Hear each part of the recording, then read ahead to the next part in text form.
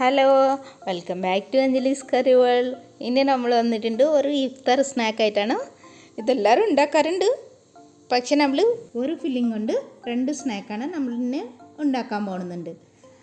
നല്ല എളുപ്പമാണ് ഉണ്ടാക്കാൻ, എല്ലാവരും ട്രൈ ചെയ്ത് നോക്കുക. ഈ അടിപൊളി റംസാൻ സ്നാക്ക് എങ്ങനെ ഉണ്ടാക്കാൻ നോക്കാം. അതിനു വേണ്ടി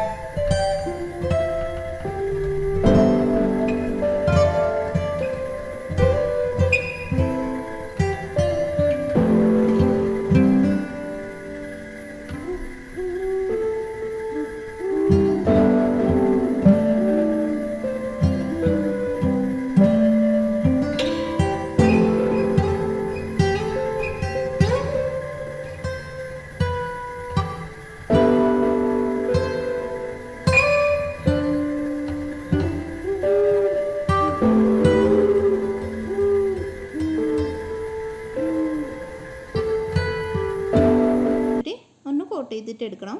അതിനുശേഷം നമുക്ക് നമ്മൾ മസാല ഇങ്ങനെ എടുത്തിട്ട് നല്ല കൂട്ടിയിട്ട് ഫില്ല് ചെയ്യുമ്പോഴത്തെ വെച്ച് കൊടുക്കണം കേട്ടോ. കണ്ടോ, ഇങ്ങനെ വെച്ച് കൊടുത്താൽ മതി.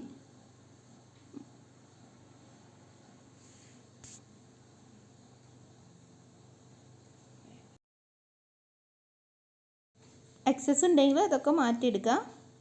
അതിനുശേഷം നല്ല ഭംഗിയിൽ എടുക്കണം കേട്ടോ. അത് ഇങ്ങനെ പ്രസ് ചെയ്തുകൊണ്ട് നല്ല ഭംഗിയിൽ നമ്മൾ കൈ കൊണ്ട് അടുത്താൽ മതി.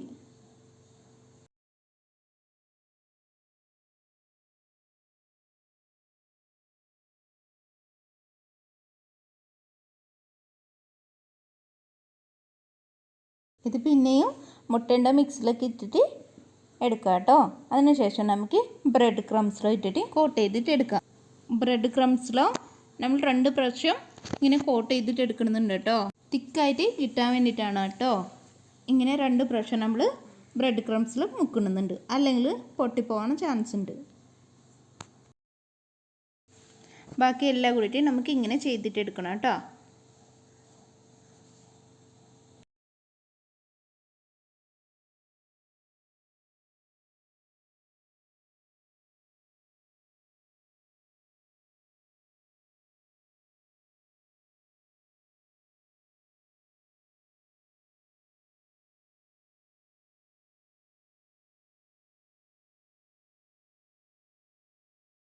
ബാക്കിയുള്ള മസാല കൊണ്ട് നമുക്ക് കട്ട്ലൈറ്റ് ഉണ്ടാക്കാം. ഞാൻ ചെറിയ ചെറിയ കട്ട്ലൈറ്റാണ് ഉണ്ടാക്കണേ. വലുത് വേണമെങ്കിൽ അതേപോലത്തെ മസാല എടുത്തിട്ട് കുറച്ച് വലുതാക്കിയിട്ട് ഉണ്ടാക്കിയെടുക്കാം. ഏത് ഷേപ്പിലായാലും നമുക്കിഷ്ടമുള്ള ഷേപ്പ് നോക്കിയിട്ട് നമുക്ക് ഉണ്ടാക്കാം.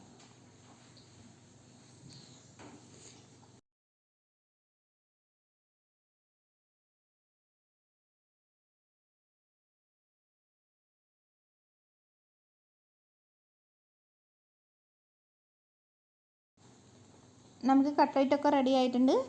നമ്മൾ മുട്ടേണ്ട മിക്സിലേക്ക് മുക്കിയിട്ട് ബ്രെഡ് ക്രംസിലേക്ക് കോട്ട് ചെയ്തിട്ട് എടുക്കാം കേട്ടോ.